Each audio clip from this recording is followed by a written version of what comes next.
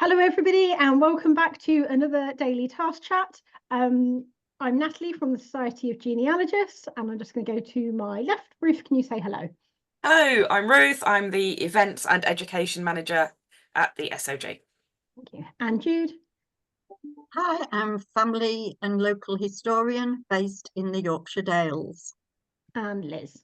Hi, I'm Liz. I'm from the Society for One Place Studies. Fantastic. So I'm just going to quickly share my screen so people can see which task we're talking about. And today we are delving into town and country, and I thought this was the perfect spot to have a bit of space in the workbook for you to go and explore different maps and different images and also different descriptions of your place. And I'm literally just showing the workbook so you know roughly where we are in it, and then I'm going to stop sharing and we're going to delve into this topic a little bit. So this is a place within the workbook that you can either fill out today by doing some investigative work, or throughout your entire time during the All About That Place event, you can pop your images and maps that you want to explore, or the descriptions and catalogues and things that you want to look at in that big description box. And I thought, what better way of introducing this talk by saying maybe some of our favourite maps. Mine is definitely Charles Booth's maps. I absolutely love them. I have a lot of London ancestors, and I love the way that you can look at really delve into social history via that map. I just think it's fantastic, and it is available online. So anybody else got a favourite map? Map seems to be one of those topics that really gets people going. Ruth, you've got a favourite map? I love the large-scale OS maps they're usually about turn of the century, and they are fascinating, and they've usually got individual house numbers on them and outlines of the buildings, and you can see where the outbuildings and the outside loo or the garage or whatever was at the bottom of the garden was. And of course you've got the street names, and again they're all available online thanks to the National Library of Scotland huge map collection. So, yeah, I love those.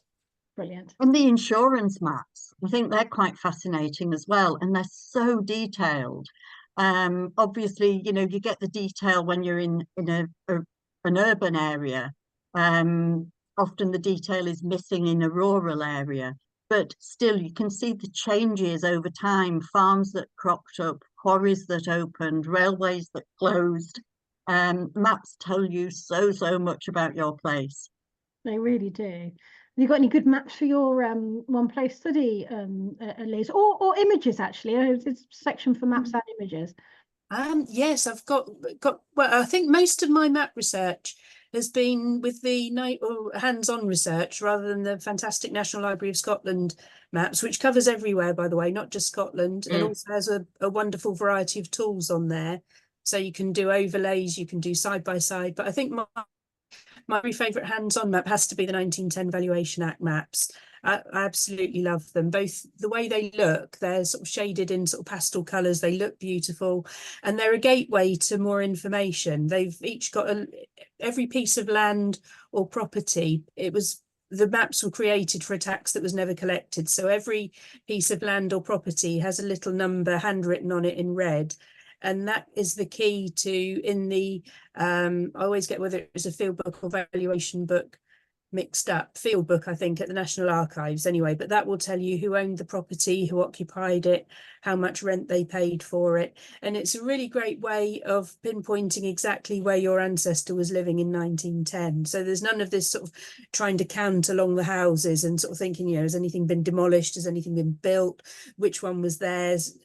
1910, it'll tell you exactly where they were. And I just think those maps are fantastic. Anything really large scale, I think is really good, because the detail you get on that, from paths in the garden to trees, just fabulous. And the other maps I like as well, I found a really nice map for my new One Place study, which was in sales particulars, because it was part of an estate that was sold.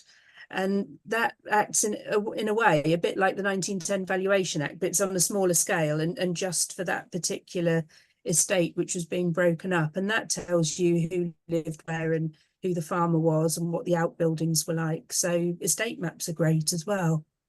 And I think to remember about, very local places to go to, such as your local library or local heritage centre, where they may have unique maps only yesterday I was looking at in a local library, and they have a unique map of a slum clearance area, and it was amazing. It was quite large, very detailed. It was fabulous, and it's the only place I can see that map. So fantastic. you know, to Portsmouth keep Library local. has a wonderful map of all the bombs that fell on Portsmouth in World War II, and it's got a key, so you can then look up and find the date that that bomb fell. So that's a really interesting one. Great. But yes, lots of very useful maps at local archives, definitely. It's And funny, also National Archives. I found a map there that I wasn't expecting of a couple of bombs that had fallen during World War One, which was a Oh. surprise. So it's funny actually, you were talking about you know, counting down the houses, etc. The amount of times I've flicked to the front of the census book to read the enumerator's description, so I can get a kind of sense for the place and how things worked. And sometimes they can be really, really useful. And that kind of falls more into that slightly descriptive space. And I know just before we press record, my mind went blank trying to think of the name of the place where you could get a description, and I was going like this, it's there, and Jude quite rightly went trade directories. So you know, there's now the international symbol for trade directories, which are a fantastic resource for reading descriptions of your place, I think. I'm trying to think of any others that spring to mind.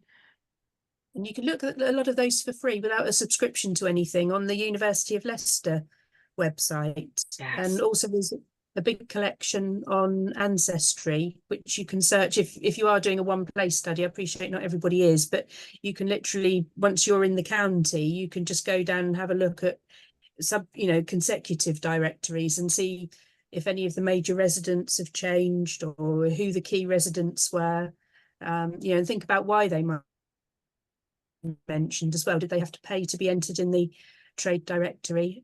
So all of that is interesting. It's very useful to pinpoint when people have moved as well. I've noticed that in my street study, and directories are a great way of working out whether a street has been renumbered or not.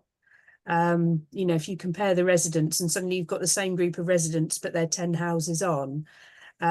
So I always try and do my sort of due diligence in checking where the house actually is and that they are in that number, because it may not always have been that number of that street. So do make sure if you're doing a house history that you do check that, for any changes of numbers, because certainly there was a lot of that went on in Portsmouth due to the rate of rebuilding. I think another area that it's not exactly a map, but a plan that is really useful are the cemetery plans. So, to help you locate where an ancestor might be, or the person that you're researching might be. And I've found that, cemetery groups are so helpful in helping you with this.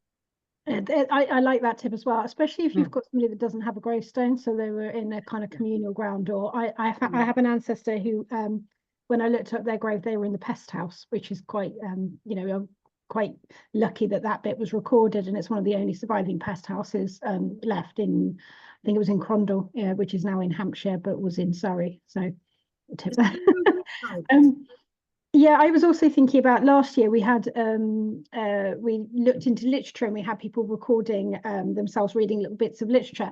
And for somebody like me who lives in Dorset, if I was looking in Dorset, I'd naturally turn to Thomas Hardy's novels, many of which are published free on Gutenberg, and I can go and read kind of description. I found one of Sherborne just down the road, which was a wonderful kind of description of the smell of the apples. As they were making cider, which is a real Dorset thing. So so I think looking at books as well, novels and things can be really helpful too. Any other last suggestions before I wrap up today's Daily Task Chat? No, well done, we've exhausted ourselves. Great, fun, everybody. And we'll be back tomorrow. Yep. Bye.